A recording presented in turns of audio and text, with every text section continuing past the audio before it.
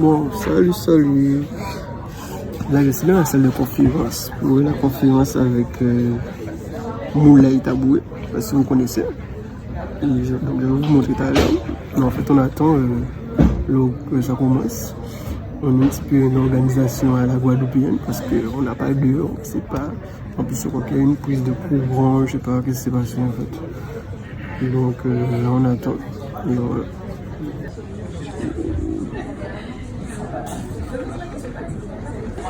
Bon, alors ça va débuter, mais un problème de micro. De venir à cette business story. Donc l'idée pour moi, c'est plus que de vous endormir en racontant 10 ans d'entrepreneuriat, l'idée c'est que vous m'interrompiez. Vous avez des questions. Ne faisons pas un format où je vais parler longuement et vous ennuyer. Je préfère que vous leviez la main et que vous disiez ce que vous avez à poser des questions, et puis je m'arrêterai. Normalement, ça fait plusieurs fois que je raconte cette histoire, donc je devrais m'en souvenir si c'est coprobilier, donc ça devrait le faire, donc n'hésitez pas. Donc, alors, je vais juste faire une petite intro pour vous donner un peu de contexte, et après, vous pourrez du coup au fur et à mesure poser des questions sur le détail de comment se passent les choses. Alors, ce qui m'amène ici aujourd'hui, et ce qui est malheureusement la raison pour laquelle on est les plus connus, en tout cas on pense, en tout cas les gens pensent qu'on a des choses à apprendre ou à partager, c'est parce que nous avons levé des fonds. Lever des fonds, c'est-à-dire en soi, nous avons levé, donc je crois que là on est à peu près 8 millions d'euros levés sur les 10 ans depuis qu'on a commencé. Depuis l'Afrique, donc ce qui est en soi pas commun et encore plus rare quand on sait qu'on est basé en Côte d'Ivoire. Pour ceux qui s'y connaissent un peu, très souvent c'est dans les pays anglophones comme le Nigeria, le Kenya où il y a le plus grosse levée de fonds. Un peu moins chez les francophones, pour ne pas dire carrément moins. Et nous, dans notre cas, la particularité en plus, c'est qu'au départ, on a commencé à Paris, pour ensuite déménager à Abidjan. Et donc, vous pouvez me demander pourquoi, bien sûr, je vous répondrai. Mais l'idée, c'est qu'on a quand même testé beaucoup de choses. D'ailleurs, on a mis 10 ans pour faire ça, donc rétrospectivement, c'est quand même très long. Il y en a qui le font dans leurs 3 premières années qui lèvent plus. Donc, en toute humilité, c'est pas qu'on pense que ce qu'on a fait est exceptionnel, non, mais c'est vrai que c'est assez rare pour qu'il y ait des leçons à en tirer.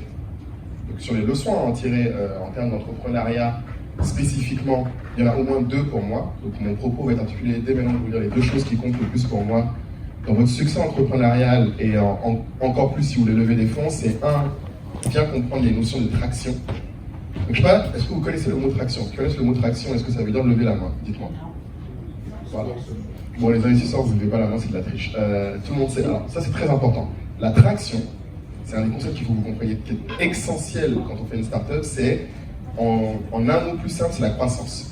Donc c'est les critères de croissance, c'est ça qu'on appelle l'attraction. C'est-à-dire, parce qu'une startup est avant tout définie par sa croissance. C'est ce qui nous distingue d'une PME, c'est ce qui nous distingue de plein d'autres modèles économiques, qu'on soit très clair. C'est-à-dire, c'est pas, une startup, c'est pas juste en fonction de votre business model ou à quel point vous avez un beau site web ou une belle application. C'est pas ça le point. À la limite, c'est secondaire. Et vous verrez, j'en parlerai même pas dans les critères de votre produit. Les gens parlent beaucoup du produit comme étant la raison principale, mais en fait, le produit a une fonction du deuxième point, qui est en fait l'équipe. Donc pour moi, il y a 2 points principaux à retenir de ce que je vais vous dire aujourd'hui. C'est bien comprendre votre traction. Quelles sont les attentes de traction des investisseurs, déjà. Donc qu'est-ce qu'ils attendent comme croissance, dans quel délai. Et vous-même, en tant qu'entrepreneur, je pense que c'est indispensable, parce que c'est un long chemin périlleux, où vous avez 10 000 problèmes de tous les côtés. Il faut que vous ayez ce que moi j'appelle, c'est américain, un North Star, une étoile. Il faut que vous ayez en tête des milestones clairs à atteindre. Et je pense que c'est la seule façon dont on peut survivre au périple qu'est l'entrepreneuriat. Si vous n'avez pas un chiffre clair à atteindre dans un délai précis, vous ne pouvez pas savoir si vous avancez, si vous stagnez, si vous êtes dans la mauvaise direction, ou au contraire, simplement si jamais il faut pivoter ou changer. Donc la première chose qu'il faut savoir, c'est qu'il faut connaître votre traction et savoir où vous voulez aller. C'est un peu l'équivalent de quand les gens disent qu'il faut avoir une vision. Moi, je trouve que c'est très générique et pas très clair. Ayez en tête quelle traction vous voulez avoir. Et c'est beaucoup plus pratique parce que c'est un peu comme quelqu'un qui vous dit « Moi, la vision, c'est je veux aller à tel endroit. » Mais le problème, quand on est une start-up encore plus, c'est la question, c'est à quelle vitesse, à quel rythme on y va. Donc la destination est moins importante que la vitesse. Il faut que vous compreniez ça. Quand vous faites une start-up, en fait, vous commencez en disant « Je veux aller là. » Mais en fait, ça se trouve, vous allez beaucoup plus vite si vous allez là. Et en fait, on vous donne de l'argent quand vous allez vite, pas quand vous allez quelque part en particulier. Pour vraiment vous donner le premier point clé, et beaucoup de gens font cette erreur quand ils commencent, de s'accrocher très fort à l'idée, à la destination. Alors que ce n'est pas le plus important. Le plus important, c'est le rythme auquel tu vas. Donc vraiment garder ça en tête, c'est le premier point. Le deuxième point, c'est le plus important de la même métaphore du voyage, c'est avec qui vous allez quelque part. C'est ça qui est essentiel. C'est-à-dire que, en fait, même si vous allez à la bonne vitesse, si vous n'avez pas les bonnes personnes autour de vous, ou vous allez exploser en plein vol, ou vous n'aurez jamais d'investissement parce que les gens se diront qu'il vous manque les compétences. Typiquement, l'exemple le plus connu, c'est dire je fais une start-up, je sais pas, moi je fais de l'e-commerce et une marketplace. Nous, tant qu'on n'avait pas un CTO dans l'équipe, c'était hors des questions qu'on ait de l'investissement. Ça, c'est un truc que les gens ne comprennent pas parce que je vais être très précis. Vous pouvez même pas dire j'ai un ami développeur qui va peut-être nous aider, qu'on paye une fois tous les 3 mois pour nous faire une petite évolution. Non. Il faut que la personne soit associée à plein temps sur la société. Et j'insiste sur ces 3 points. Parce que très souvent, vous allez avoir, nous aussi on a fait cette erreur, donc je vous parle d'une business story, c'est nous. C'est-à-dire que pendant 2 ans, j'avais la même startup, la même idée, la même destination. Mais pendant 2 ans, on n'avait pas suffisamment de croissance. Donc on arrivait impossible de lever. Et surtout pendant 2 ans, j'étais avec les mauvais associés. Donc on n'avait pas de CTO et on était à mi-temps. Donc notre histoire, quand elle commence, c'est toutes ces erreurs-là, c'est celles que j'ai faites. Je ne vous parle pas en théorie, je vous parle en pratique. Donc concrètement, quand on commence le projet Africrea à l'époque, en 2013, c'est ça, la première version qu'on a sortie, on était donc, 2013-2014, on était 4. Donc déjà, quand on parle de l'équipe, le nombre de personnes dans votre startup, idéalement, vous devriez être entre 2 et 3 cofondateurs. Plus, ça devient très compliqué pour gérer après. Moins, donc le cas du solo founder, donc ça on peut en parler pendant des heures, il y a toute une littérature dessus que vous pouvez trouver en ligne. C'est plus difficile parce que, vous allez avoir du mal pendant toute l'affaire à tenir le rythme et à pouvoir réussir à garder, on va dire, la tête froide. Quand vous êtes 2, au moins, il y a un peu de contrepartie. Mais en fait, le vrai sujet dans une équipe, c'est les compétences. Typiquement, vous devez avoir au moins une personne qui a ce qu'on appelle la capacité de construire le produit, quel que soit votre produit. Ça peut être un site web, ça peut être une appli, mais votre produit, j'insiste, ça peut être un groupe Facebook, ça peut être un groupe WhatsApp, ça peut être un WordPress, un Shopify. Mais en tout cas, il faut que vous ayez quelqu'un qui soit excellent dans ce produit-là, donc dans la capacité à créer quelque chose qui résout le problème. Donc le plus souvent, c'est le CTO, dans la plupart des boîtes. Après, il faut que vous ayez une autre personne qui est le CEO. Donc ça, c'est une question qu'on me pose souvent quand on crée une startup ou quand on est avec des amis notamment. Qui devient le CEO? On me pose souvent la question, quel est le critère pour déterminer qui est le CEO? Parce que c'est toujours un poste qui est vu comme étant celui qui a toute la gloire, mais aussi toutes les décisions. Mais pour information, c'est aussi celui qui a toute la pression.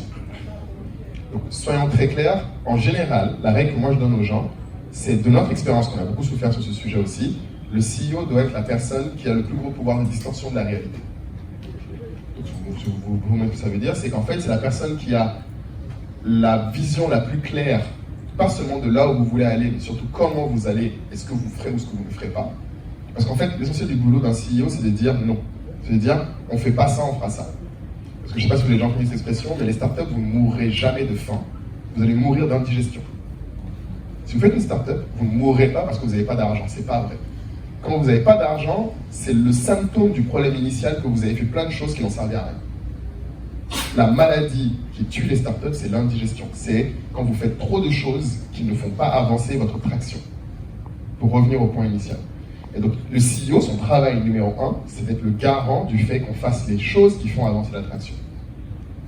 Le deuxième boulot derrière, c'est vendre.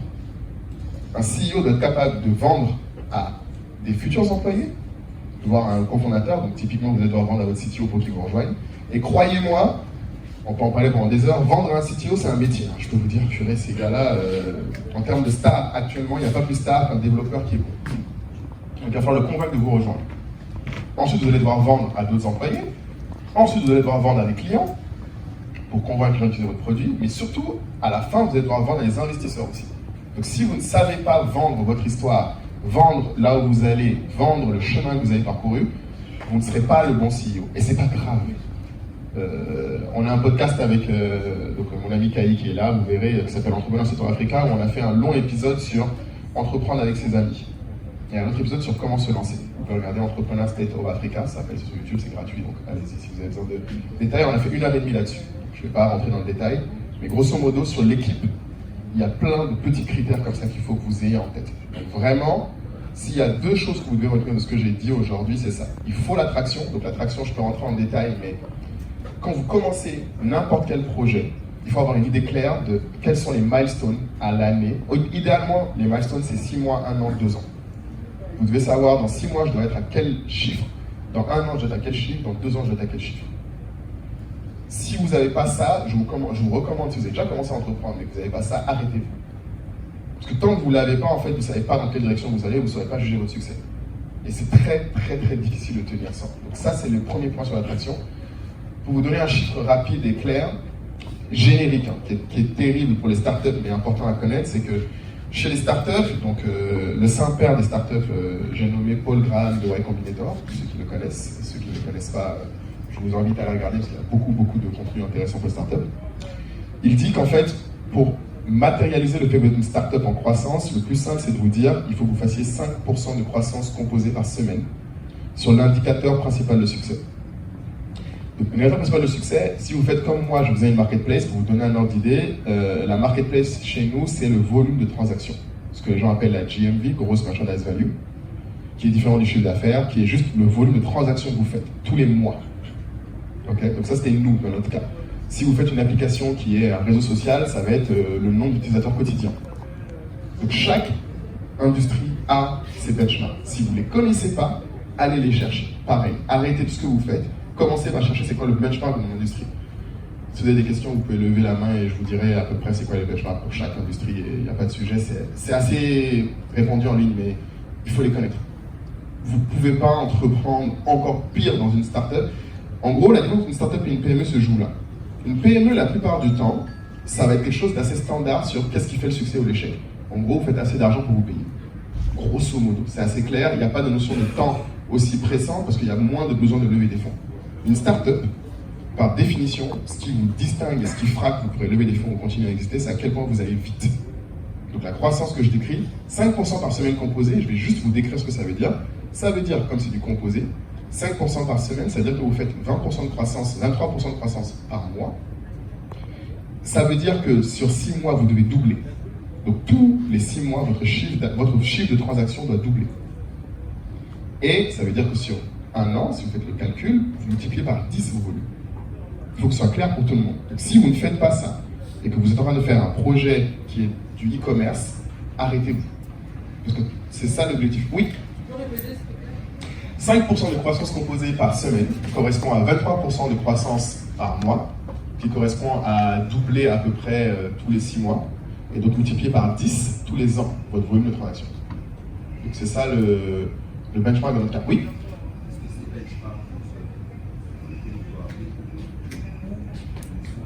Oh, c'est mondial. Alors, c'est très intéressant ce que tu dis là, parce que c'est un très bon point. On a tendance, alors ça c'est un truc que moi j'appelle le problème d'être une minorité. Tu as tendance à penser que parce que tu es dans un environnement plus dur, tu as des barres plus basses. En fait c'est le contraire. Si tu es dans un environnement où il y a moins d'investisseurs qui sont intéressés, tu dois faire mieux que ce que les autres font. Et ça c'est ce que font n'importe quelle boîte américaine ou française qui lève des fonds. Pour être très clair, il n'y a aucune boîte que vous avez vu lever des fonds. Il n'y a que 2 exceptions à ce que je viens de dire. La traction et l'équipe ne comptent pas dans 2 cas. Ou vous avez déjà fait une boîte qui a un marché que vous avez vendu. Si vous êtes un founder qui a déjà fait ça, oui, effectivement, là, vous pouvez. Ce que vous voyez, j'ai un ami, par exemple, Dorian, que vous pouvez chercher Dorian Sierra-Vela, qui était comme nous, il venait de citer, etc. Il a fait un incubateur de showroom privé avec moi et Vanessa, là, qui organise l'événement Boost Up Experience pour information. Lui, il a vendu sa boîte l'an dernier. Et cette année, il vient de lever 5 millions d'euros en 2 semaines avec un PowerPoint. Donc oui, quand les gens le voient, lui, ils disent « Mais pourquoi lui, il arrive à lever sans traction ?» Parce qu'il a vendu sa boîte avant plusieurs millions d'euros. Donc la première exception, c'est celle-là. Il n'y a que ça. La deuxième exception, c'est quand vous êtes Mark Zuckerberg.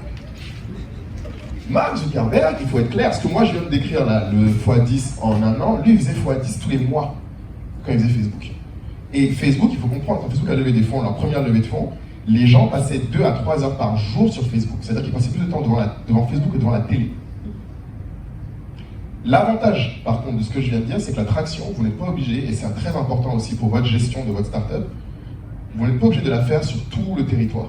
Par exemple, Zuckerberg, que je donné comme exemple, lui ne l'a fait que d'abord dans une école. Donc la croissance que je décris peut être dans un environnement tout petit. Et d'ailleurs, c'est pour ça que beaucoup de startups que vous verrez, comme Uber a commencé ville par ville, à retrouver dans chaque pays, c'est pour ça que vous ne devez pas commencer très gros. C'est pour ça qu'Amazon a commencé qu'avec les livres. En fait, il faut choisir l'endroit où le problème est suffisamment précis, mais suffisamment pénible pour que lorsque vous apportez une solution, la croissance vienne vite. Donc n'essayez pas, je ne sais pas, par exemple, de vous dire, nous, quand on a fait l'erreur, typiquement, vu que c'est ma business story, je vais quand même vous dire, nous, on a fait l'erreur au début, on voulait tous les produits africains, tous les produits inspirés par l'Afrique, sur la marketplace. Et en fait, ça crée un espèce de bazar. Les gens ne voyaient pas forcément quelque chose de clair sur ce qu'on faisait. Donc à un moment, on s'est dit, ok, quelle est la catégorie qui a le plus de visites, le plus de transactions et le plus de vendeurs? C'était la mode. Et bien pendant 2 ans, on a fermé toutes les autres catégories. On a fait que de la mode. Et quand, dans la mode, on est devenu les numéros 1, on s'est dit, bon, là, on peut rajouter les accessoires, les bijoux, etc., etc., etc. Donc c'est ça le critère de traction appliqué à votre gestion au jour le jour. Comment nous, on a su qu'il fallait faire ça, parce que vous allez poser la question comment j'ai su. Donc, pour faire très simple, pendant 2 ans, on était à mi-temps. Quand on a commencé à startup, je travaillais chez Alstom, l'associé travaillait, chacun était cadre, et on n'arrivait pas à lever. Pour vous donner une histoire, il y a même notre premier investisseur, Thierry Petit, que vous connaissez peut-être de Showroom Privé, ça vous dit quelque chose? Bon, voilà. Showroom Privé, Thierry Petit, il a investi sur notre startup après que je l'ai harcelé 4 fois. Il m'a dit 3 fois non avant de dire oui. Et sur les 4 fois, ce qui a changé, ce n'était ni le nom de la société, ni le projet, ni un peu le produit, j'exagère, mais c'était essentiellement l'attraction de l'équipe. Parce que les gens vont me demander, mais pourquoi j'insiste autant sur l'attraction de l'équipe? Parce que lui, typiquement, c'est le meilleur exemple. La première fois que je l'ai rencontré, on était encore à mi-temps, je l'ai intercepté à un événement un peu comme ça, là. Vous voyez, quand le gars il sort, vous le chopez dans le coin, vous lui dites « Ah bonjour, j'ai une super startup, tenez ». Donc évidemment, il m'a dit « Ah ok, super ». Déjà, pourquoi Thierry Petit? Parce que dans mon domaine, qui est l'e-commerce et la mode, vous doutez bien que Showroom Privé, on fait difficilement plus gros. C'était ou lui ou Jacques-Antoine Gronjon, grosso modo. Et je l'ai choisi lui parce que il avait investi dans une autre startup qui s'appelle A Little Market à l'époque, qui depuis a été vendue à Etsy. Peut-être que certains d'entre vous ont connu à l'époque. Donc il connaissait parfaitement mon domaine vu qu'il avait investi dans une startup similaire. Donc c'est pour ça que j'ai choisi de l'avoir lui comme investisseur idéal. Lui, c'était très compliqué parce que la première fois où je l'ai vu, ben, évidemment, il était très gentil. Il m'a dit ah c'est bien l'idée, pas de souci. Il m'a donné son email, il m'a donné sa carte. Envoie-moi un email. Donc j'ai envoyé un long mail. Première erreur, faites un mail court. Les investisseurs n'ont pas votre temps, ils n'ont pas notre temps. C'est des stars. Il faut leur envoyer des mails courts, punchy. Ça, on en parlera plus tard. J'envoie un long email. Pas de son, pas de lumière. Évidemment, je me dis, c'est pas grave, je me choque. Je crois que 6 mois après, cette fois, je suis plus à mi-temps. On est 2 à être à plein temps, il y en a 2 qui sont à mi-temps. Je le rechoque dans un autre événement et je lui dis ah vous vous souvenez de moi? Il me regarde, il fait oui je crois. Je lui dis mais vous m'avez pas répondu à mon email, nanana, c'est super ce qu'on fait. Et là pour la première fois il m'a dit mais en fait c'est quoi ton chiffre? Et donc au début je n'ai pas compris évidemment parce que j'étais tout aussi ignorant que vous. J'étais en mode mais quel chiffre? Je lui disais, il me dit mais tu fais quoi comme volume aujourd'hui? Et là j'ai compris qu'en fait depuis le début de mon mail précédent, on ne parlait même pas de ça. J'ai passé tout mon mail précédent à parler de l'idée, à quel point c'était similaire à ce qu'il faisait, à quel point c'était génial.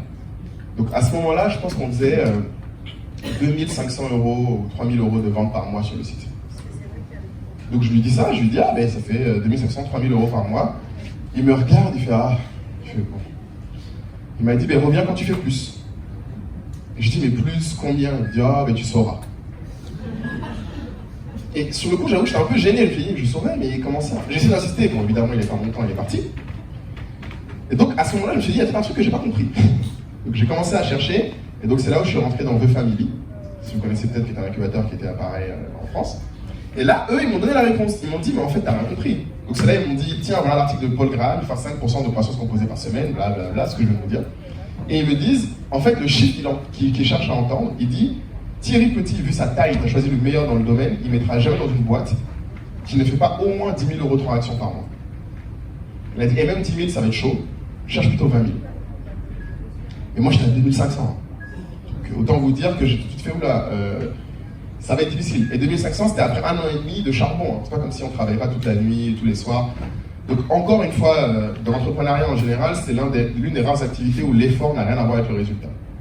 Regardez pas votre effort, ça n'a aucune importance. Franchement, si vous espérez que parce que vous tuez à la tâche, les gens l'apprécieront plus, ça n'a vraiment aucune importance pour eux. Autant vos clients que vos investisseurs potentiels. Donc, fast forward, donc deuxième fois que je le vois, il me dit reviens pour faire des chiffres un peu mieux. Donc là, nous on se rend compte que bon, là on découvre le monde avec une famille de coups d'état, on se dit ok, il faut qu'on fasse vraiment une vraie start-up. Donc c'est à ce moment-là que je vois que j'avais une start-up. Donc à ce moment-là, on passe par un moment très difficile et très compliqué de se séparer de nos associés précédents. Donc on était 4, il y en avait 2 qui étaient à mi-temps, et donc mon associé Kader, qui est aujourd'hui mon cofondateur et directeur opérationnel, nous, on décide non seulement d'être à plein temps, mais en plus de déménager. Parce qu'on habitait à Paris, pour rappel. Et à Paris, en métropole, pour ceux qui, je pense, c'est un peu partout en métropole, si vous regardez un peu votre temps, parce que nous on a fait un exercice qui est très connu chez l'entrepreneur, que je vous conseille de faire, qui est votre time tracking.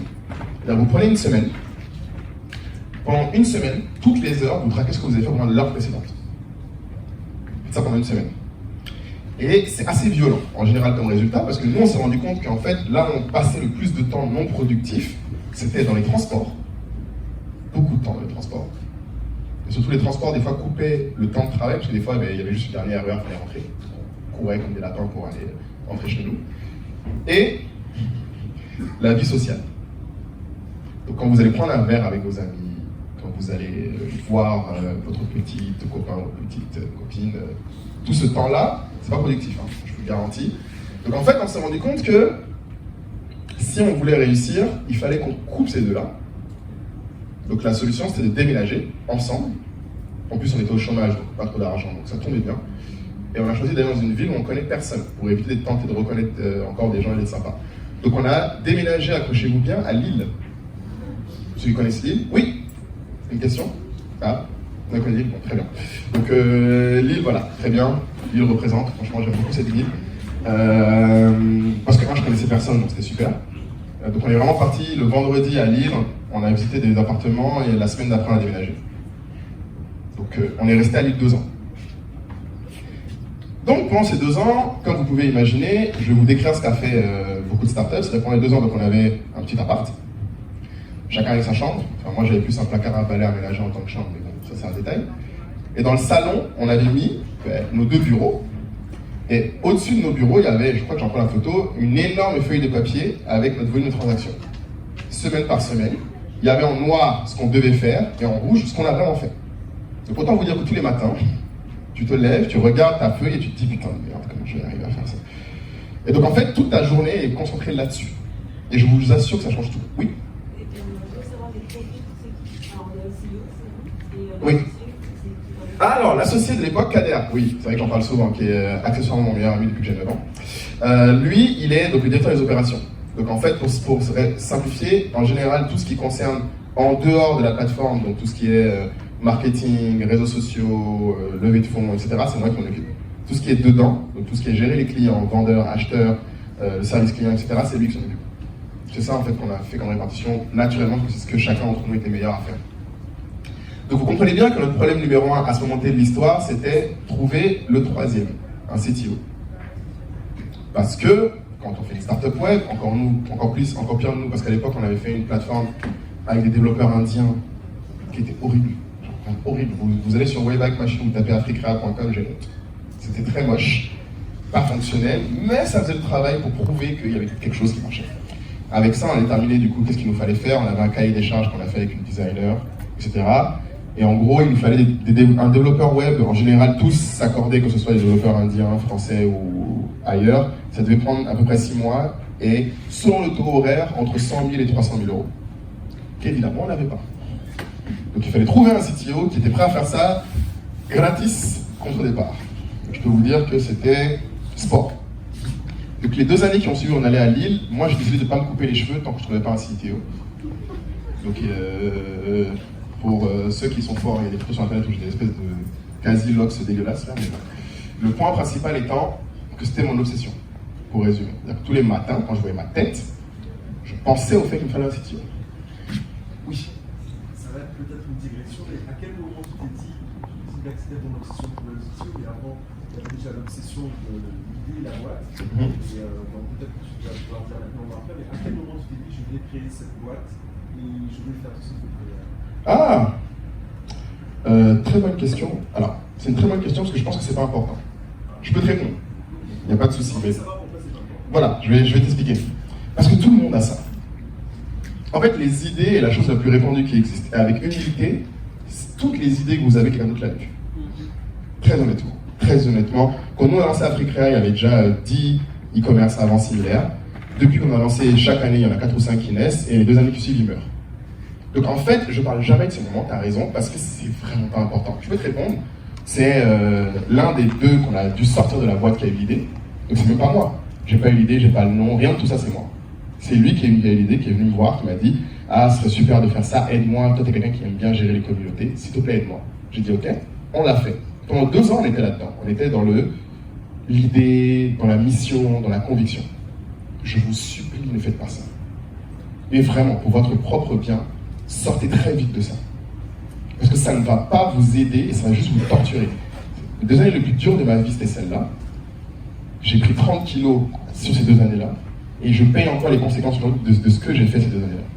Donc j'étais obsédé sur l'idée, sur me lancer. Je comprends. C'est, on va dire, le fuel de départ. C'est comme ça que vous commencez. Mais très vite, ce que je viens de vous dire doit venir en place. Très vite, il faut être sur vous faites une boîte. Une boîte, ça doit fonctionner comme ça. Il y a des chiffres à atteindre. Et c'est très simple. Quand je dis ça, c'est pas pour vous dire, faut pas s'occuper de l'idée. Hein. C'est juste qu'encore une fois, la destination compte moins que la vitesse à laquelle vous allez. Donc, l'idée de départ, elle va changer 10 fois. Nous, quand on a commencé, on voulait faire que les artisans en Afrique. Assez vite, on a réalisé qu'en fait, non, c'est plutôt ceux en France qui avaient le plus de produits à mettre en ligne, que c'est pas de problème pour expédier ou être payé. Ensuite, on s'est rendu compte que, comme je l'ai dit, c'est pas tous les types de produits qu'il faut mettre, mais surtout la mode. Après, quand la mode a bien marché, on s'est rendu compte que maintenant, pour vendre aux États-Unis, il nous faut 5 types de produits qui manquaient, que les créateurs anglophones ne faisaient pas les créateurs francophones. On a acheté les créateurs anglophones, etc., etc. Donc, à chaque niveau de traction, vous allez avoir de nouveaux problèmes, ou de nouvelles solutions, et parfois changer de modèle. D'ailleurs, pour la traduction, c'est pour ça que maintenant, ça s'appelle encore plus Africrea. Parce que on s'est rendu compte que Africrea, qui est la marketplace, répondait à un problème qui était superficiel, qui répondait au problème, bien sûr, de la transaction, mais qui est un problème important, surtout pour, on va dire, les créateurs qui sont déjà en Europe, qui sont déjà dans des pays où il y a les problèmes, des solutions de shipping et de paiement. Maintenant qu'on a déménagé à Abidjan depuis 2017, on s'est rendu compte que non, le plus gros problème pour même commencer pour les gens, c'était le shipping et le paiement. Et donc c'est quand on a ajouté ces services-là qu'on est devenu Ankar en 2021 et qu'on a levé les fonds que j'ai évoqués, donc un peu plus de 7 millions d'euros. Non, c'était 5,6 à l'époque, on a rajouté un peu sur parce que ça vous aide à convaincre. Donc c'est très très important. Une fois qu'on passe ça, donc Luc nous rejoint, janvier 2016, on sort la version de la plateforme que vous voyez aujourd'hui en ligne en 29 mars 2016, donc il est pile dans les délais. Et ça joue beaucoup, parce que beaucoup des développeurs qu'on a rencontrés avant promettaient de le faire, mais n'arrivaient pas à le faire dans les temps. Il a fait, 29 mars, on sort le site. Et donc, je vais passer fast-forward sur la croissance d'après, parce que comme je l'ai dit, on était à 3 000 € de transaction, je pense, à ce moment-là. Donc, on lance le site en mars. En juin, on fait 10 000 € de transaction par mois. En septembre, on était à 30 000. Et en décembre, on fait 100 000 € de transaction. Oui.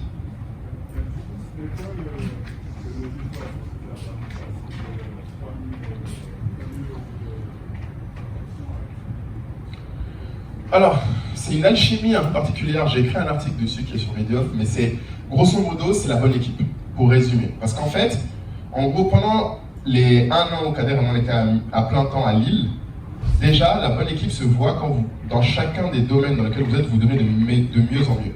Moi, par exemple, en 2015, j'avais pas de compte Facebook, mais je gérais nos réseaux sociaux. Donc autant dire qu'il y avait une marge de progression assez significative à atteindre. Mais pendant 1 an, j'ai obsédé là-dessus. Pendant 1 an, tous les jours, je prenais chacun des posts qu'on faisait, je prenais le nombre de likes, le nombre d'engagements, et j'essayais de comprendre quel était le pattern. Au bout d'1 an, j'ai découvert qu'en fait, oui, il y a une méthode, il faut poster souvent. Et quand un post marche bien, il faut le booster. Parce qu'attention, 2016, c'était l'Eldorado à Facebook. Je ne vais pas mentir, tu me demandes de refaire ça aujourd'hui, c'est un autre combat. Pour info, je pense que TikTok, c'est l'Eldorado maintenant. Ça, c'est mon petit avis, mais bon, je dis ça, je passe. Il faut trouver l'Eldorado. Et l'Eldorado, après, à l'époque, Facebook, on mettait 50 €, tu avais facilement 50 000, 100 000 personnes qui voyaient ton post. Oui, non, à l'époque, c'était magnifique, vraiment. Donc, t'as ça. T'as l'autre aspect, Kader, par exemple, passé beaucoup de temps avec les vendeurs, il a commencé à me dire, mais en fait, Moulay, le vrai sujet pour les vendeurs, c'est même pas tellement. Si tu les écoutes, ils vont te dire, ah, j'ai besoin de clients. Mais en fait, le vrai problème, c'est qu'ils ne savent pas quel produit ils doivent vendre. Oui. Ah, très bonne question. Deux choses. En général, pour l'Eldorado, il faut qu'il y ait une pénurie de demandes de contenu de qualité. Facebook, c'était la fête parce qu'à l'époque, il n'y avait pas beaucoup de gens qui mettaient beaucoup de contenu sur Facebook. Les pages Facebook n'étaient pas très communes. Les pages TikTok, si vous regardez bien, très peu de gens aujourd'hui mettent du contenu de façon consistante sur TikTok. Encore moins, très peu de gens insistent sur la qualité du contenu pour qu'il soit différent.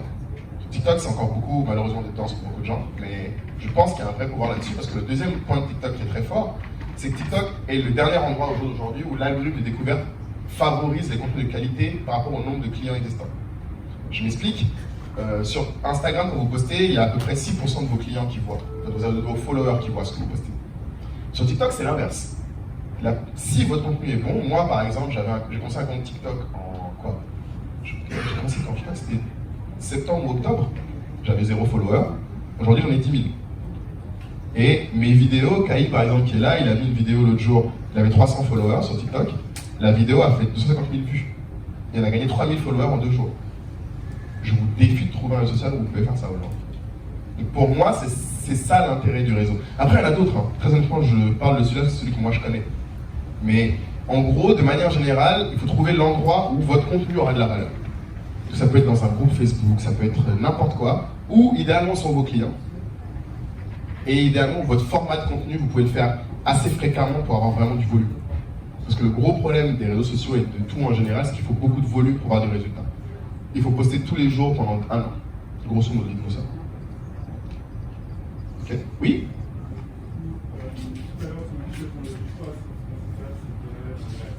Ouais. 3. Ah, Product Market Fit.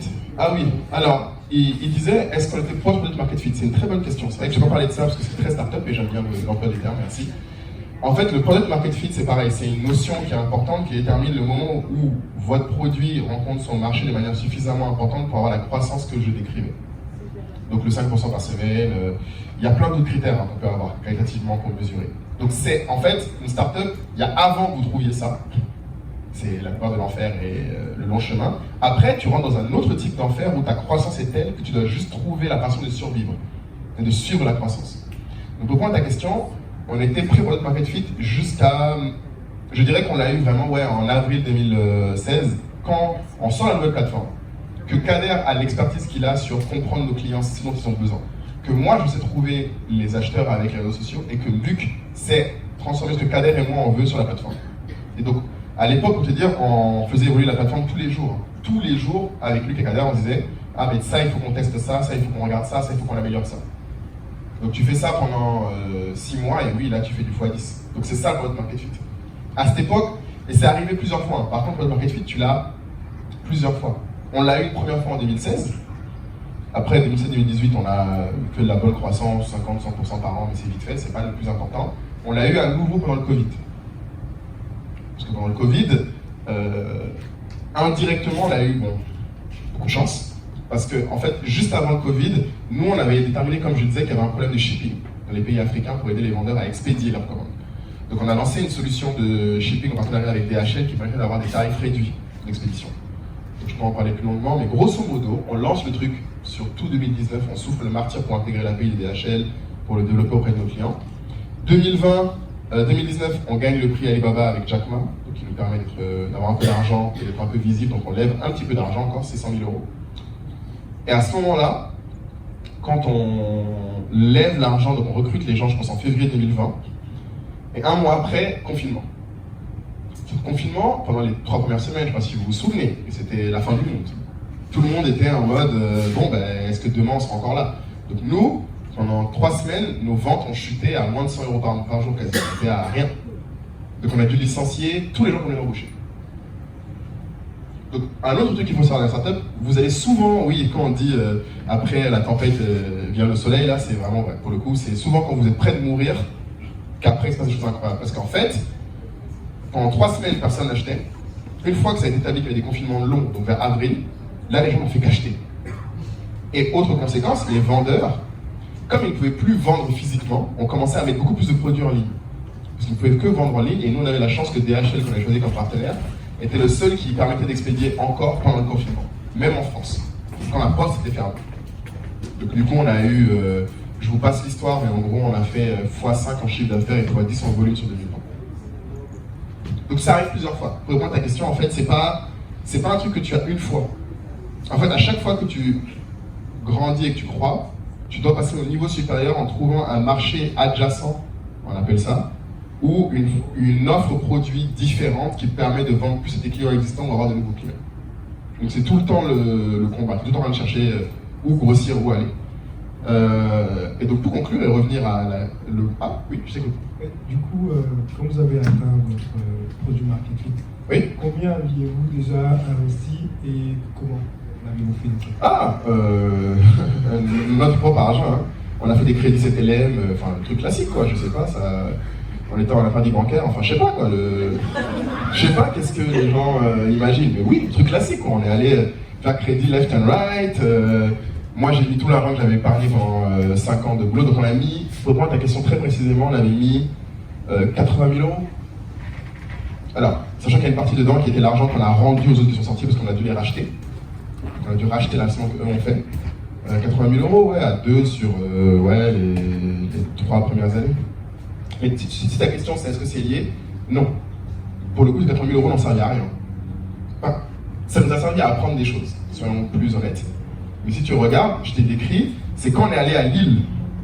Et donc là, on dépensait plus rien. On dépensait 200 € par mois en pub Facebook. Ce qui, je te disais, était à l'époque une bonanza incroyable. Et mon plus gros regret, parce que si je savais ce que je sais aujourd'hui, j'aurais mis 2000 € là-dedans. Plutôt que m'amuser à aller, je sais pas, faire des événements left and right, autres trucs inutiles. Mais bon, c'est la vie d'une startup. Donc en gros, l'argent qu'on a mis n'a aucune corrélation parce qu'on a mis moins d'argent du moment où on a eu la bonne équipe que quand on n'en a pas.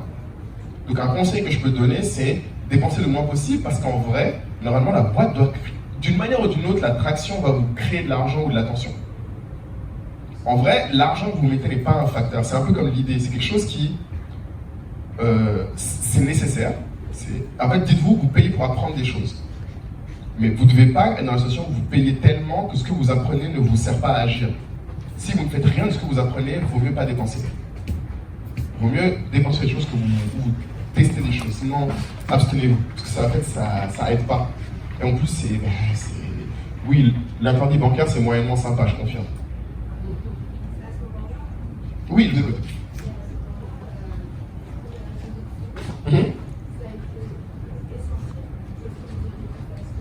Ah, très bonne question.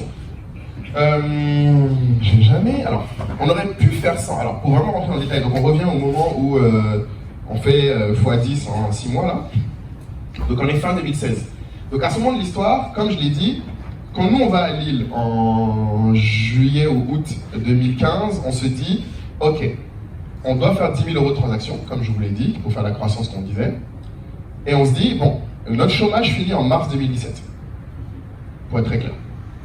Donc on se dit, si en décembre 2016 on ne fait pas les 10 000 €, on déterre nos costards dans la paix du Seigneur, on va chercher un boulot. Donc c'est ça le deal. Quand en décembre 2016 on fait 100 000 € de transactions par mois, à l'époque on prenait 10% de commission, ça fait 6 000 € de chiffre d'affaires. 6 000 €, c'est à peu près suffisant pour survivre, ça remplace après notre chômage. Donc pour répondre à ta question, on ne serait pas mort à ce moment-là. Sauf qu'on ne pouvait pas croître énormément parce que, par exemple, Luc, notre CTO, il faut le savoir, à ce moment-là, lui, il nous a lâchés parce qu'il fallait qu'il paye l'école de ses enfants. Parce qu'il a 45 ans, Luc, et il n'a pas 2 enfants. Donc il y a des contraintes qui font que oui, la réponse serait on ne serait pas mort sans la levée de fonds, mais on n'aurait pas pu croître sans la levée de fonds. Donc du coup, à ce moment-là, 2017, le chômage finit en mars. Je rencontre plein d'investisseurs de septembre à mars et on a plein de noms. À l'époque, on avait l'attraction. Ok? L'attraction et l'équipe. On avait les deux. Et là, on arrive dans la. Donc, j'ai dit qu'il y a 2 trucs qui sont importants à retenir, mais en fait, il y a 3 autres trucs. Une fois que vous avez l'attraction et l'équipe, c'est une fois que vous avez tout, là, on rentre dans comment on fait une levée de fonds qui marche. Et donc là, je vous donne les 3 trucs pour une levée de fonds qui marche. Ça n'a rien à voir avec les trucs, mais sans les 2 piliers que j'ai évoqués avant, les 3 trucs que je vais dire maintenant ne servent à rien du tout. Donc une fois que vous avez enlevé, vous avez l'attraction, vous avez l'équipe, les 3 choses qui vous restent à avoir pour pouvoir lever des fonds, c'est 1, il faut savoir cibler les investisseurs. il faut vous rendre compte que vous vendez un produit à des gens qui doivent être déjà intéressés par acheter ce que vous voulez. Je m'explique. Beaucoup de gens pensent qu'un investisseur, c'est quelqu'un à qui ils peuvent convaincre par, la qualité de l'argumentation de donner de l'argent. En général, ce n'est pas ça. Chaque investisseur a des thèses, et des centres d'intérêt, et des niveaux d'investissement. Donc c'est les trois aspects. Chaque investisseur va vous dire, moi, j'investis tel type de ticket pour tel montant, dans tel type de start-up qui sont à tel niveau, donc je veux avoir tel niveau de valorisation. Si c'est trop cher pour moi, je ne peux pas prendre. Si c'est pas assez cher, c'est que l'attraction n'est pas encore assez là pour justifier le montant que je vais investir.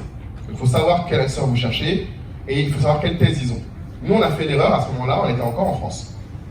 Donc on n'a pas le d'investisseurs français. Donc j'ai croisé tout le monde, de Kiva Ventures à Daphne, et plus ou moins tous m'ont dit non. Jamais à cause de l'attraction, ni à cause de l'équipe, mais parce qu'en fait, la plupart d'entre eux ne comprenaient même pas notre marché. Et ne pouvaient pas y croire parce que, très objectivement, mettez-vous à leur place. Hein. Vous venez leur dire, oui, ok, donc je fais une start-up. Je suis basé à Lille, mais mes clients sont des acheteurs qui sont aux États-Unis et en Europe, de produits africains, faits par des artisans entre l'Europe et l'Afrique. Très honnêtement, c'est compliqué. Et ça, c'est un point, quand tu cibles mal l'investisseur, tu te rends compte que tu te retrouves à expliquer des choses évidentes pour toi, que eux n'ont jamais entendues. Si ça arrive, changez vite de braquet. Normalement, vous devez chercher des investisseurs qui sont intéressés par le domaine dans lequel vous êtes et qui ont déjà de la connaissance. Deuxième chose, donc une fois que vous avez trouvé les bons investisseurs, une fois que nous, on s'est fait recaler d'un peu partout, on a compris à un moment, c'est pas les bons gars, on va chercher ailleurs. Normalement, si vous avez l'attraction et l'équipe, vous pouvez commencer à parler à ce que j'appelle des relais. Donc c'est d'autres fondateurs. Par exemple, moi, bon, effectivement, je connais beaucoup de fonds maintenant, donc si quelqu'un vient me voir avec une boîte qui a l'attraction et l'équipe, je peux à peu près le présenter à n'importe quel investisseur. Donc, par exemple, vous avez le monsieur qui est là, à Lyon, là, voilà, lui, vous pouvez lui courir dessus. Si vous avez ça, il aime ça. Mais il faut que ce soit dans sa thèse. Si sa thèse, c'est lui veut telle chose, je peux, de tête, quand vous me dites je fais ça, je peux me dire, ah, ben, à Lyon serait intéressé, je vous fais une production. Donc, il faut avoir l'attraction et l'équipe, mais une fois que vous avez ça, quand vous ciblez les investisseurs, vous pouvez trouver les personnes autour qui peuvent vous les présenter. Faire des intros, on appelle ça. Des intros. Donc, quand vous arrivez à ce moment-là, après le ciblage, il y a l'autre problème qui est ce que j'appelle le tempo. C'est-à-dire qu'en fait, un investisseur, bon, il faut le savoir, un investisseur, c'est quelqu'un qui passe sa journée à dire non. L'autre versant de sa personnalité qui ne vous dira pas forcément, c'est qu'il passe sa journée à avoir peur de louper le deal de sa vie. Donc en fait, votre travail, c'est de lui donner tous les signaux que vous êtes le deal de sa vie. Et ça se crée. C'est-à-dire qu'il y a tout un art, il y a plein de méthodes, plein de techniques que je peux vous donner, mais une fois que vous avez l'attraction et l'équipe, et que vous avez trouvé les bonnes personnes à cibler, vous arrivez au moment de l'art, de comment vous créez le tempo. Dans notre cas, par exemple, donc je vais reprendre Thierry Petit, donc je vous ai dit qu'il m'a recalé déjà 2 fois avant, qu'on aille à Lille. Quand on va à Lille, donc là on a une petite attraction, une petite équipe, je me dis, là c'est le moment de bien rentrer comme il faut. Donc évidemment j'ai continué à le stalker pendant tout ce temps, comme vous imaginez. Donc j'ai découvert qu'il lançait un incubateur qui s'appelait Showroom Privé. Le Showroom Privé, pardon, qui s'appelait Look Forward. Donc je postule à l'incubateur, naturellement. Et naturellement, j'arrive, donc on est au pitch final, donc il y avait Vanessa, il y avait une vingtaine de startups. Et donc, comme beaucoup de pitch, vous savez, les gens arrivent et chacun essaie de raconter son histoire, son idée, blablabla. Moi, vu que je savais exactement que ce gars, ça faisait 3 fois que je le harcelais et qu'il était dans la pièce, je n'ai mis qu'une seule slide. Et la slide, c'était juste notre action. Et je me souviens quand je l'ai fait, d'ailleurs, parce que j'ai envoyé des slides avant, les autres m'ont dit, mais qu'est-ce que tu fais quand tu fais que ces slides, tu te la racontes? Je dis, non, non, non. Vous débarquez, vous voulez vous expliquer aux gens, moi je sais mon gaillard, là, ceux qui cherchent. Donc effectivement, quand je suis venu, que j'ai pitché, je lui ai dit directement, bon, bonjour Thierry, c'est encore moi, et il a dit, ah oui, c'est vrai. Je dis, mais cette fois, regarde, on vient de faire x10 en 6 mois, c'est quand même pas mal. Donc là, évidemment, il va dire, oh, oui, non, c'est plutôt bien, et donc tous les autres membres du jury autour disent, mais c'est qui ce gars, pourquoi il parle à Thierry directement? Donc je leur explique, je dis, non, mais voilà, ça fait 3 fois que... Donc là, du coup, je raconte mon histoire. Mais ce que je veux dire là, c'est une transition pour, une fois que vous avez ciblé, il y a l'art de convaincre. Et l'art de convaincre, c'est pas lié à votre bagou, c'est pas lié à votre talent, c'est lié à comprendre ce que la personne en face veut et comment vous distinguez. En faisant cette slide uniquement, j'ai choisi sciemment de parler aux gens d'une certaine manière. Et c'est pour ça que beaucoup de gens viennent me voir des fois en me disant « Oui, est-ce que tu peux m'aider à faire mon pitch deck? Est-ce que tu peux m'aider à faire mon business plan ?» Tout ça, c'est du détail. Franchement, c'est du détail. Vous pouvez prendre aucun essai, vous lui demandez, il vous dira. C'est du détail. En fait, ce qui va compter, vous devez avoir un pitch deck limite pour chaque essai à qui vous parlez. Vous pouvez avoir une trame, évidemment, vous avez une histoire, vous avez une traction, vous avez une mission. Ça ne change pas. Par contre, comment vous la racontez change à chaque personne en face. Et beaucoup de gens font l'erreur de venir. En fait, la meilleure métaphore pour moi, c'est exactement comme un entretien d'embauche. Tout le monde fait son CV, mais les gens négligent l'aide de motivation. Alors que si vous avez déjà embauché quelqu'un, en vrai, c'est l'aide de motivation qui compte. Le CV, on peut toujours s'arranger. Encore plus en startup où le CV, c'est vos chiffres. Qui, normalement, si vous avez su ce que j'ai dit, sont en up and to the right, pendant c'est en haut et à droite. Donc en croissance. Donc dans l'art de convaincre, il y a ce tempo à créer en fait. Et le tempo, c'est comment vous donnez l'impression à l'investisseur que non seulement vous êtes la personne dans laquelle il doit investir, mais surtout qu'il faut le faire maintenant. S'il ne le fait pas maintenant, la valeur augmente, plein de choses changent. Donc vous avez plein d'outils, franchement je peux rentrer en détail, mais il y en a plein pour arriver à faire ça. Et la dernière chose, une fois que vous avez donc traction, équipe, vous avez ciblé les investisseurs et vous avez le bon tempo, la dernière chose qui vous restera pour lever des fonds, c'est après comment vous savez choisir le timing, en gros. Parce que chaque investisseur a un timing différent. Des fois, son fonds est fini, des fois, il est en pleine levée de fonds lui aussi, etc. Oui. Je pense que tu ne vas pas tarder à en parler. Oui. 8 millions, c'est beaucoup, mais comment en fait, parce que si j'ai bien compris, je ne me trompe pas, quand les levées de fonds, bien les investisseurs rentrent, on donne du capital de la société, des parts, des trucs comme ça. Donc 8 millions, c'est beaucoup. Qu'est-ce que ça t'a coûté en fait dans ta société, dans votre société? Qu'est-ce que ça vous a coûté? Ça nous a coûté. Alors, en fait, c'est un très bon point. À chaque fois que tu fais une levée de fonds, tu as deux formats. Tu as évidemment le marché capital, qui est le format le plus connu. Donc, c'est les gens investissent pour un prix donné d'action. Donc, ils doivent déterminer une valorisation. Okay. Donc, vous devez vous entrer avec l'investisseur pour dire ma boîte, elle vaut 20 millions. Donc, si tu mets 1 million, tu as 20%. Non, je ne sais pas.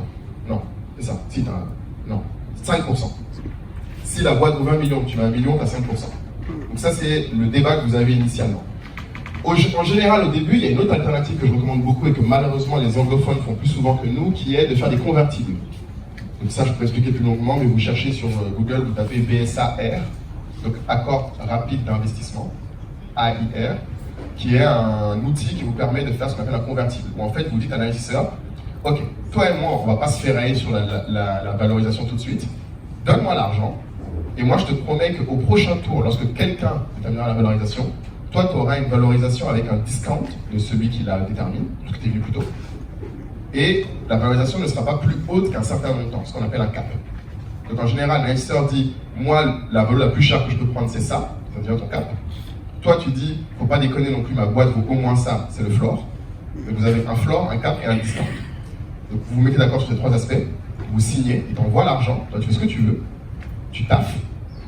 Et lorsque tu arrives à la levée d'après, si la personne en face est capable de valoriser ta boîte et que vous tombez d'accord, celui qui était là avant, du coup, au même moment que lui investit, ses parts se transforment. Donc en fait, tu te dilues à chaque étape de l'investissement. Nous d'ailleurs, ça a été une de nos grosses erreurs, c'est qu'on a levé, si vous écoutez bien ce que je raconte, on a levé plein de fois des petits montants. On a levé un coup 50 000 euros avec Hervé, ensuite avec Thierry, on a levé 200 000 euros, après on a levé 600 000 euros avec Savio, après on a levé les 5 millions là avec, vous avez Lofty, on a eu Investisseur et Partenaires qui est un investisseur américain, enfin africain, on a eu le cofondateur d'Alibaba, Joe Tsai qui a investi, on a eu le plus gros actionnaire de la société Zalando qui a investi, enfin bref, à chaque fois que tu fais un tour, tu te dilues, c'est pas très simple. Plus tu prends d'argent, moins tu as de parts dans ta boîte, mathématiquement. Après, ça veut pas dire que tu diriges moins, parce que si vous vous débrouillez bien dans vos packs d'associés, la capacité de gestion est déterminée par le board. Donc vous pouvez garder la majorité au board même si vous n'avez plus la majorité dans le capital. C'est un autre détail encore que je peux expliquer si besoin. Mais en gros, ce que ça te coûte, c'est ton capital. Donc ton capital, ça correspond à quoi? Ça correspond à, en fait, ce que tu vas avoir comme... Parce que tout ce que je décris là, nous on a levé, je sais pas, on est à 8 millions là maintenant, ça, c'est du papier, hein. Parce que c'est la boîte qui a eu l'argent. Toi, ton argent d'entrepreneur, c'est pas là où il se fait. Hein. Toi, ton argent, il se fait au moment où tu réussis à avoir des secondaries. Donc c'est-à-dire que quand il y a une levée, il y a une partie des parts qui est acheté directement de tes parts et qui ne va pas dans la boîte. Et ça c'est pareil, c'est très compliqué à faire, je vous recommande, il y a une littérature entière là-dessus, mais très compliqué à faire. Ou quand la boîte se vend. Et quand elle se vend, là toi tu as, oui. Bonjour.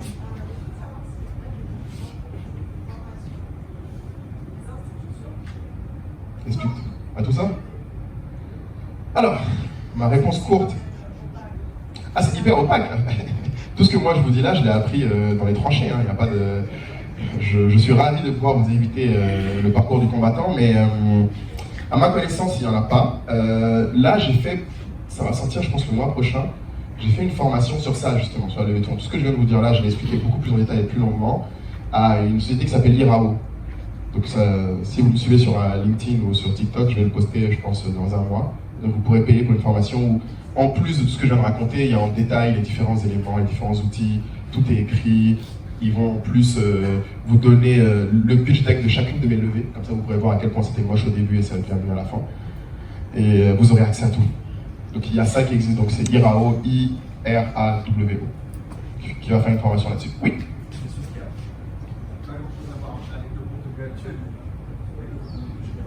Si au fond tu devais investir à créer une start-up, purement sur l'aspect rentabilité, si la tendance elle est là, ça va marcher.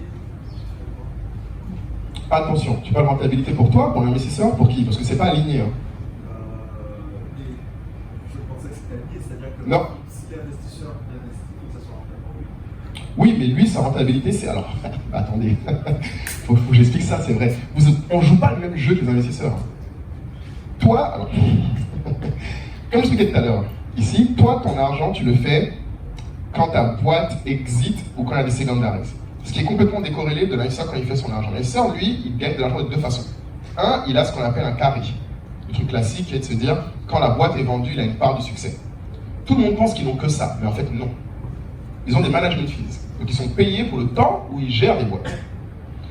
Donc, l'autre aspect qu'il faut que tu gardes en tête, c'est qu'un investisseur, lui, son travail, quand il investit sur toi, c'est que tu crois assez vite pour qu'il puisse lever le prochain fonds rapidement. Vous n'avez pas le même alignement. C'est-à-dire que lui, son succès est déterminé par ta croissance, pas ta survie. Si tu crois pendant 10 ans et que tu meurs la 11e, lui, entre-temps, il a levé 2 fonds. Donc, il est heureux. Il va être un peu triste, peut-être que le premier fonds fasse moins bien, je ne vais pas être méchant, ils vont un itinéraire un peu moche. Mais vous n'êtes pas aligné sur ça. C'est-à-dire que dans le timing, toi, ton succès n'est pas son succès financier. Vous n'êtes pas aligné sur ça. Par contre, sur ton succès financier, si tu me poses la question, la start-up n'est pas le chemin de start-up financier qui te rend riche. Très clairement. Je ne sais pas pourquoi les gens ont ce mythe urbain de croire. Je t'en prie. Tu peux partir, hein, je comprendrai. Franchement, je ne sais pas pourquoi les gens pensent ça. En fait, la start-up, ce qui est vrai, c'est que ça accélère énormément la vitesse à laquelle tu fais les choses. Mais les gens qui font le plus d'argent sont les créateurs de PME qui tiennent 10, 20, 30 ans. C'est eux qui, sur la longueur, cash out le plus. Nous, si tu prends les statistiques, la majorité d'entre nous meurt. Enfin, je vous ai parlé de showroom privé, de family. Toutes ces boîtes dans lesquelles j'étais incubateur, on est peut-être 3 à avoir survécu sur les 50 boîtes avec lesquelles j'étais accompagné. Et les 3, on n'a pas gagné plus d'argent, on n'est pas infiniment plus riche. Hein. Je ne sais pas d'où vient ce mythe urbain, mais ce n'est pas le cas. Ce qui peut te rendre... En fait, une startup, c'est intéressant si toi, tu as identifié un problème sur lequel toi, tu es intimement lié au problème et tu peux le résoudre plus vite que tout le monde. Et il faut que le marché soit suffisamment gros pour que la croissance puisse venir suffisamment vite. Mais autrement, je ne sais pas pourquoi les gens font des startups. Très honnêtement, hein, pour moi, il n'y a que 2 choses pour faire une startup. C'est où ce que je viens de décrire. Donc tu es parfaitement adapté à un problème suffisamment gros dans un marché suffisamment intéressant pour que tu sacrifies 5 ans de ta vie, voire 10 ans, au moins. Parce que moi, ça fait 10 ans dessus, je suis toujours pas riche, hein, je tiens à vous le dire. Ça, c'est le premier point. Ou tu n'as juste pas le choix. Si personne ne t'emploie, si tu ne trouves pas des choses, mais que toi tu sais que tu vas créer quelque chose, fais-le. Et dans ce cas-là, tu entreprends.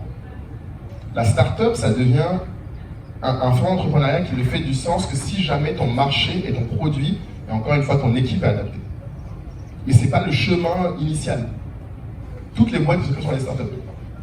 Celle qui deviennent une start-up, c'est celle qui peut faire la croissance que j'ai décrite. Donc encore une fois, la traction et la croissance, c'est ce qui fait une start-up. Tout le reste, là, c'est de la fioriture.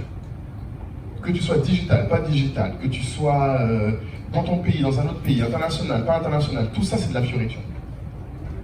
compte, c'est est-ce que tu es capable de croître assez vite pour que des braves gens, comme les investisseurs ici présents, te donnent leur argent. Ça m'amène à une question. Oui. C'était pas possible pour toi, pour être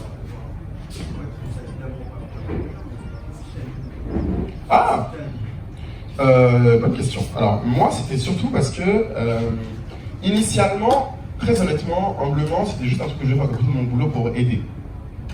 C'était peut-être naïf, manifestement, si tu me dis aujourd'hui, je n'aurais peut-être pas réfléchi comme ça. Mais ce qui fait que je continue et que j'ai continué, c'était surtout parce que, en fait, au bout d'un moment, je me suis rendu compte que j'adorais mon boulot avant, pour savoir. Avant, j'étais auditeur interne. Donc j'adorais mon boulot, je trouve toujours génial quand je vois les auditeurs, j'adore la vie qu'ils ont. Le sujet, c'était juste que l'audit m'amenait à rien créer, pour être très clair. L'impact que j'avais était essentiellement permettre à des boîtes qui gagnaient beaucoup d'argent d'en perdre un peu moins. C'est pas exactement super passionnant. Et surtout, le plus grave, c'était que je me rendais compte que, même si demain, donc j'avais commencé à créer mon cabinet d'audit au Mali, par exemple, ça restait même si c'est une PME et que je fais beaucoup d'argent, très honnêtement, j'en fais plus d'argent que ce que j'aurais fait là. Le problème, c'était que le jour où je meurs, ça s'arrête, potentiellement. Parce que c'est très dur, c'est plus dur quand tu crées une PME de service, je m'explique, parce que là, le conseil, c'est vraiment du service. C'est-à-dire que chaque client, il te donne sa boîte à suivre parce qu'il a foi en toi. Après, tu embauches des gens, tu les formes, mais c'est très différent d'une start-up où en fait, tu crées quelque chose qui, normalement, le produit, quand il fonctionne, même s'il est vendu demain, acheté par une autre boîte, doit résoudre des problèmes durablement. Donc c'est ça qui m'a amené à faire ça. Et puis bon, en fait, très honnêtement, c'est juste qu'à un moment, si je suis honnête, il y a aussi le fait que pour la première fois, j'ai trouvé un domaine dans lequel je suis meilleur que tout le monde. Une fois qu'à un domaine, tu te rends compte que tu es de loin le meilleur, et que être le meilleur te permet pour une fois d'avoir de l'impact, de créer de l'emploi en Afrique, de permettre à des gens de faire de l'argent partout dans le monde, c'est très difficile de juste retourner dans le calme posé de la vie d'auditeur. Donc c'est juste ça, c'est en fait un mix de la mission et personnellement aussi si ça te parle. Mais c'est pas plus simple, c'est pas moins douloureux, bien au contraire, et c'est pas plus enrichissant. Une question. Quand tu lèves 8 millions, tu as quand même le droit de fixer ta rémunération. Non. Ah, ça c'est un point qu'il faut que je te dise, ouais. Très important. Oui, j'ai fini, c'est ça? Je vais arrêter. Pas de soucis, je reprends cette question alors. En plus, c'est une bonne question, il demande qui fixe mon salaire. Alors, très simple. Au début, quand tu es en seed et moins, tu peux fixer ton salaire parce qu'en vrai, la boîte a tellement peu d'argent que si tu payes trop de salaire, tu meurs. Mais quand tu arrives au moment où tu lèves plus de, en général, 2-3 millions, ce qui se passe, c'est que ton pacte associé, avec tes investisseurs, l'une des premières clauses que tu vas voir apparaître, c'est la validation de ton salaire. Donc c'est pas toi qui le fixe, c'est eux qui le fixent. C'est leur argent, il faut jamais oublier ça. Hein. Tu es actionnaire avec eux, mais c'est eux qui donnent l'argent. Donc ton salaire, c'est toi qui le fixe. Ce qui est vrai, c'est que forcément, tu as le contrôle du budget général. Donc c'est toi qui fixes le budget. Moi, en tout cas, dans notre boîte, on est encore majoritaire au board. Donc le budget, c'est moi qui le fixe, avec l'associé. Quand on le fixe, on définit le budget général de la boîte au sein duquel nos salaires sont un des paramètres. Mais sur le paramètre de notre salaire, il faut qu'ils soient d'accord. S'ils disent non, on baisse nos salaires.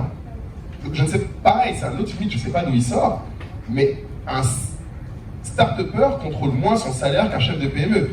Attention, tu as moins de contrôle, mais c'est vrai que tu as plus de moyens, donc forcément, je gagne probablement plus que la plupart des chefs de PME. Je n'ai pas de sujet là-dessus, hein. Je ne vais pas non plus te dire que c'est pas intéressant. La réalité, c'est que c'est des équilibres différents.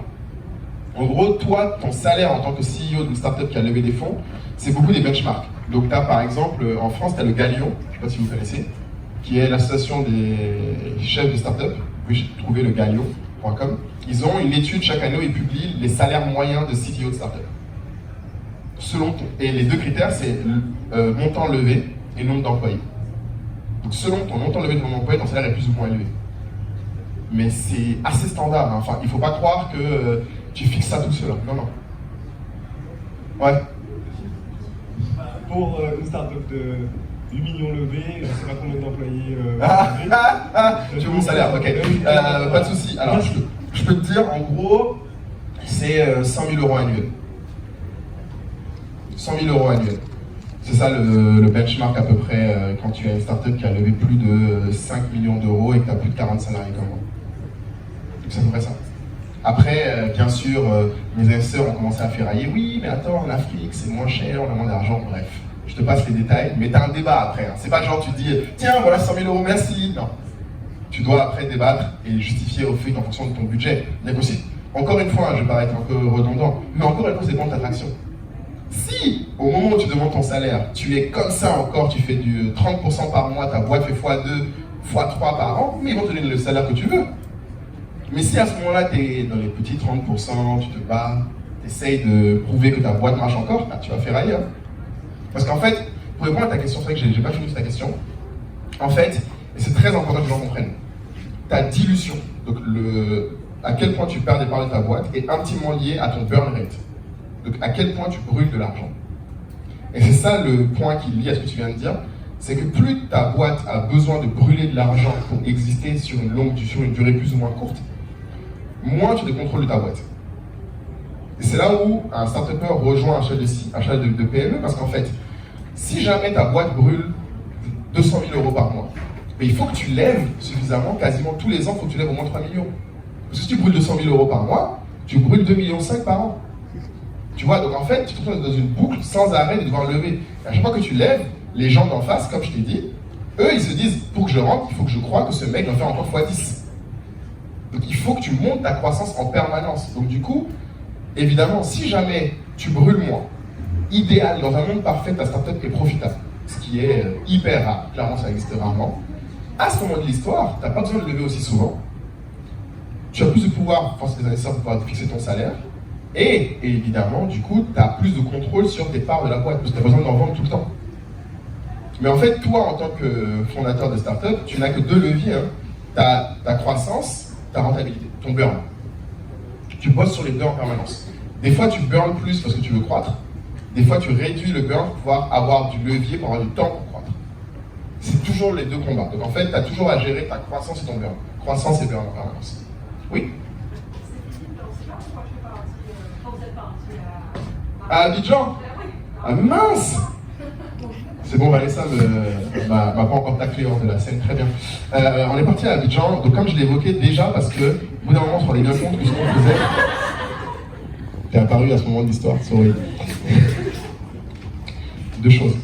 On est parti en Afrique parce que on venait de lever 200 000 € avec Thierry Petit, comme je disais. 200 000 € en France, honnêtement, même si on paye tout le monde au SMIC, on est mort dans 6 mois.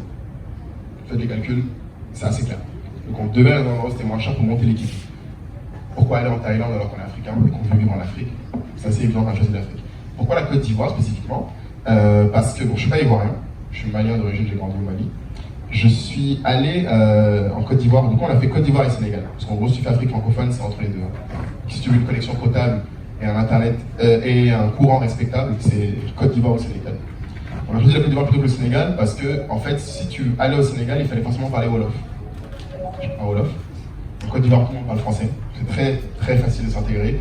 Vous avez Decathlon, Paul, et tout ce qui ressemble à la France, donc vous allez très facilement intégrer si vous y allez.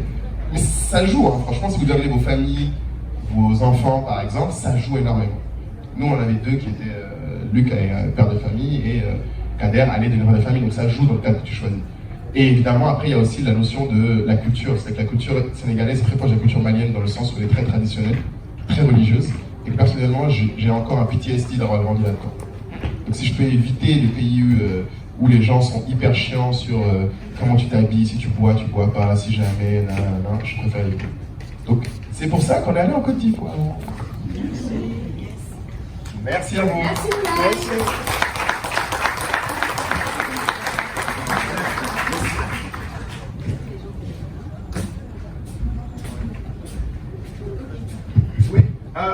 Kai, mon associé, a dit Entrepreneur State of Africa sur YouTube si vous voulez vous suivre et plus de détails. Là-bas, personne ne m'arrête. Entrepreneur State of Africa. C'est sur Apple Podcasts, Spotify, YouTube, tout ce que vous voulez. Entrepreneur State of Africa. Merci à vous et bonne journée.